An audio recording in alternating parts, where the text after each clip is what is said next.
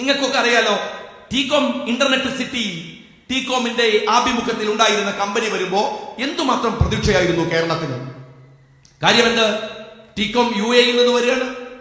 UAE ഗവൺമെന്റിന്റേതാണ്. UAE എത്രമാത്രം പ്രതീക്ഷയാണ്. എത്ര മലയാളികൾ, എത്ര ഇന്ത്യക്കാർ ജീവിച്ചു പോകുന്നത് ആ മണ്ണിൽ നിന്നാണ്. അവിടെ വിദേശത്ത് അല്ലെങ്കിൽ UAE അവരുടെ കമ്പനികൾ ലോകത്തിലെ പല രാജ്യങ്ങളിൽ ലാഭകരമായി ഓടിക്കൊണ്ടിരിക്കുകയാണ്. അത് കേരളത്തിലേക്ക് വരുമ്പോൾ അന്ന് VS അച്യുതാനന്ദൻ ചെറിയ ഒരു കളി കളിച്ചപ്പോൾ ടീകോം പറഞ്ഞു ഞങ്ങൾ പോവാൻ. പക്ഷെ വലിയ ജനകീയ പ്രക്ഷോഭം ഉണ്ടായി. അച്യുതാനന്ദന് അത് സ്വീകരിക്കേണ്ടി വന്നു. ടീകോമിന് വഴിയൊരുക്കേണ്ടി വന്നു.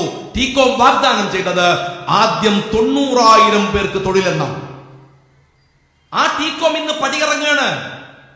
ലോകത്തിന്റെ വിവിധ രാജ്യങ്ങളിൽ IT കൊണ്ട് പണമുണ്ടാക്കുന്ന ആധുനിക കാലത്ത് ടീകോമിനെ പറഞ്ഞയക്കുന്നു കേരളം. ആയിക്കോട്ടെ, ടീകോം പോകട്ടെ. പക്ഷെ ടീകോമിന് പകരം ആരാണ് കേരളത്തിലേക്ക് വരുന്നത്? നിങ്ങളുടെ QLCC ആണോ?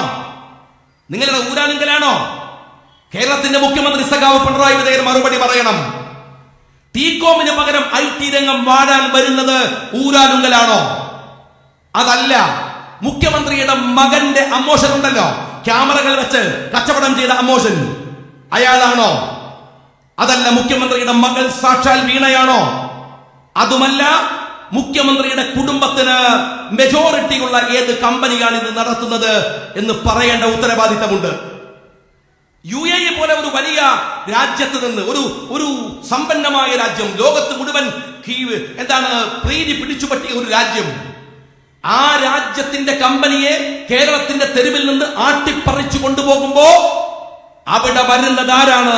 കേരളത്തിലെ മുഖ്യമന്ത്രി പിണറായി വിജയന്റെ ബിനാമി കോർപ്പറേറ്റ് കമ്പനി എന്ന് പറയാവുന്ന ഈ ഊരാലുങ്കലാണോ? ഉത്തരം പറയേണ്ട കാര്യമല്ലേ? എത്ര പാവങ്ങളുടെ നടുവടിച്ച കമ്പനിയാണത്? ചോദിച്ചാൽ പറയും സൊസൈറ്റിയാണ്. ഇവിടെ വന്ന് ചോദിച്ചാൽ സഖാക്കൾ പറയാണ് ഊരാലുങ്കൽ സൊസൈറ്റിയാണ്. ഈ സൊസൈറ്റി ആയിട്ട് നിനക്കെന്താ കാര്യം? ഒന്ന് പറഞ്ഞേ.